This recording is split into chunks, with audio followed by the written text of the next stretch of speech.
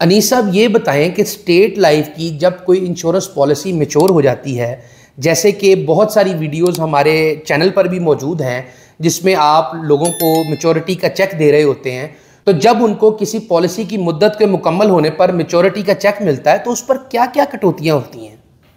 बहुत शुक्रिया यार साहब। बहुत से लोग ये सवाल करते हैं कि जी आप जो मैच्योरिटी की अमाउंट बता रहे हैं कि आपको मुद्दत मुकम्मल होने पे ये रकम मिलेगी, तो इस पर कटौतियाँ क्या क्या होंगी? बेशक, क्योंकि बैंक में आप ये देखते हैं जब आपको प्रॉफिट मिलता है, ग्रॉस प्रॉफिट और होता है, फिर उसमें विद होल्डिंग टैक्स कटने के बाद आपको नेट प्रॉफिट मिलता है, तो उसमें फ़र्क आ जाता है। जैसे आपके प्रॉफिट पे 15% जो है वो टैक्स कटता है, फाइलर के लिए होल्डिंग टैक्स, अगर आप फाइलर हैं। सही। और नॉन फाइलर हैं तो 30% तक कटता है। आपका सवाल भी यही है कि आपकी पॉलिसी जब मैच्योर होती है तो उस पर क्या कटौतियाँ होती हैं, कितना विद होल्डिंग टैक्स कटता है, नॉन फाइलर पे और फाइलर पे क्या हिसाब किताब होता है।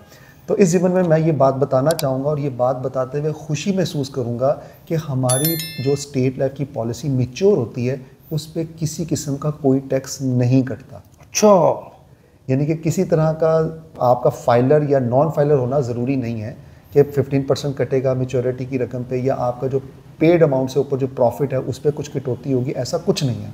सिर्फ एक ज़कात की कटौती होती है, वो भी अगर आप साहिब निसाब हैं और आप की जो प्रॉफिट पे 2.5% ज़कात कटती है, सही। वो भी मैच्योरिटी के वक्त, ठीक है। पहले नहीं।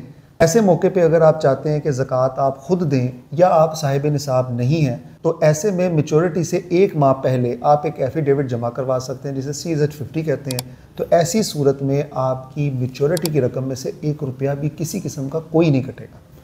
अनीस साहब, आपका बेहद शुक्रिया। आपके मुस्तकबिल की मुहाफ़िज़, State Life Insurance Corporation of Pakistan.